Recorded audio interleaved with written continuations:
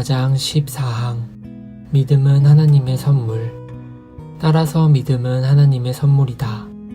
이는 하나님께서 단지 사람에게 제안하신 뒤 받을지 거절할지는 사람의 의지에 맡기시는 것이 아니라 하나님께서 사람에게 실제로 믿음을 수여하시고 불어넣으시고 주입하시기 때문이다.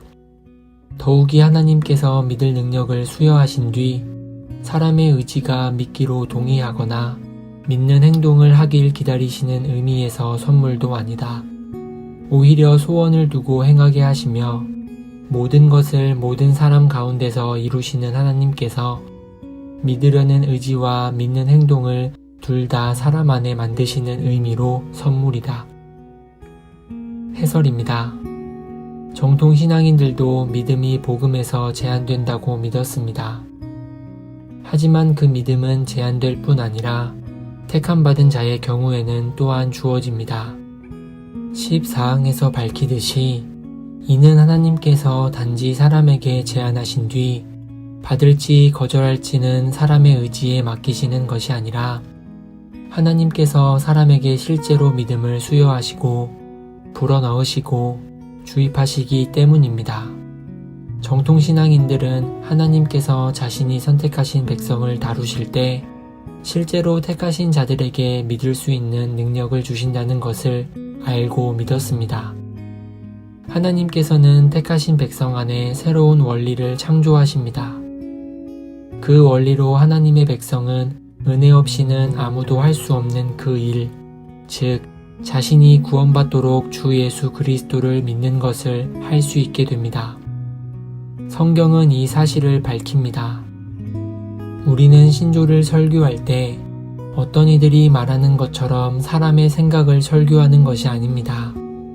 오히려 이 도르트 신조는 성경과 완전히 조화를 이룹니다.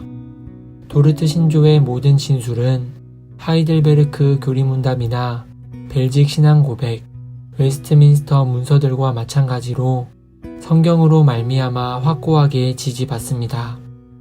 만약 지지받지 못한다면 신조는 단지 인간의 생각일 뿐이므로 우리는 신앙 고백들과 교리 문답들을 창문 밖으로 던져버릴 수 있습니다. 이 신앙 고백들과 교리 문답들은 사람이 작성하고 썼다는 의미에서 사람의 말입니다. 하지만 이 진술들은 성경에서 모은 것입니다. 그렇다면 택함받은 자인 죄인들의 마음과 의지에 믿음의 원리, 믿음의 습관뿐 아니라 믿음의 행동을 창조하시는 분이 하나님이시라는 것에 대한 성경의 증거가 무엇일까요? 에베소서 2장 8절 9절에서는 우리가 그 은혜에 의하여 믿음으로 말미암아 구원을 받았다고 말합니다. 이것은 우리에게서 난 것이 아니요 행위에서 난 것이 아니니 이는 누구든지 자랑하지 못하게 함이며 하나님의 선물이라는 것을 강조합니다. 구약 성경에는 이 주제를 말하는 구절이 많이 있습니다.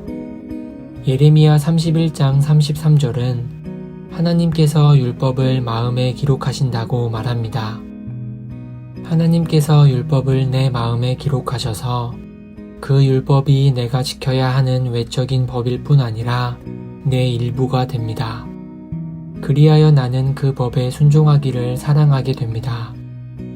중생 때 이 일이 일어납니다. 새 창조이자 하나님의 선물인 중생의 결과로 이제 내가 실제로 구원에 이르도록 믿을 수 있게 된 것입니다.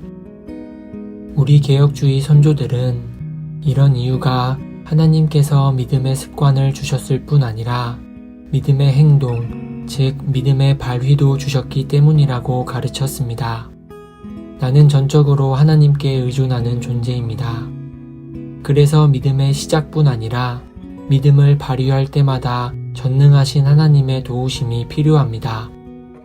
우리는 성령 하나님의 사역에 얼마나 의존합니까? 성령 하나님 없이 우리는 믿을 수 없다는 말이 진리입니다. 이는 하나님께 영광을 돌립니다. 또한 우리를 마땅히 있어야 하는 위치에 놓습니다. 즉, 누구든지 자랑하지 못하게 합니다. 성령 하나님 없이는 우리가 믿을 수 없다는 것을 왜 이토록 강조합니까? 사람들이 믿음은 매우 쉬운 일이라 생각하는 시대에 우리가 살고 있기 때문입니다. 믿음이 쉽다고 생각하는 사람들은 어떻게 믿는데 문제를 가질 수 있는지 이해하지 못합니다.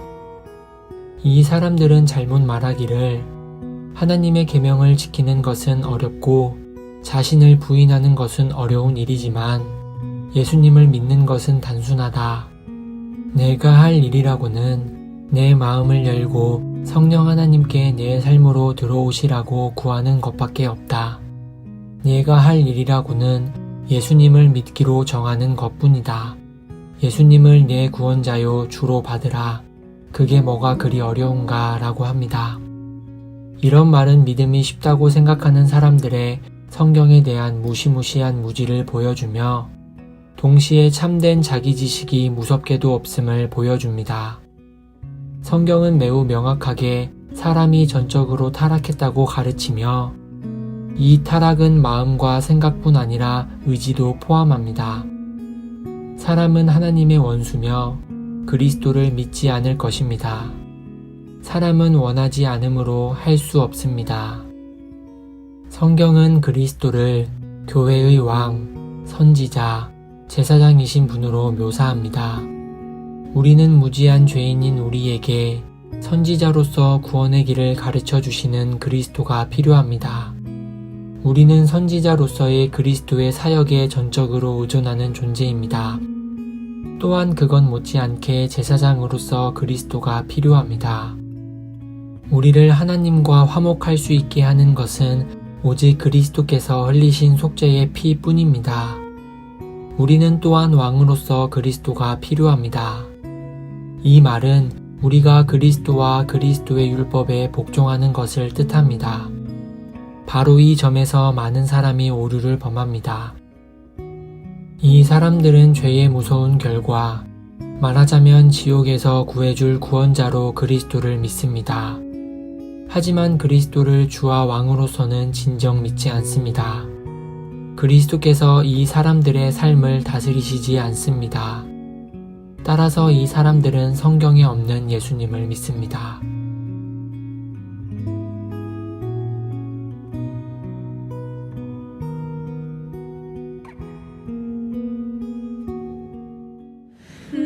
너희 만민들아 손바닥을 치고 즐거운 소리로 하나님께 외칠지어다. 지존하신 여호와는 어미하시고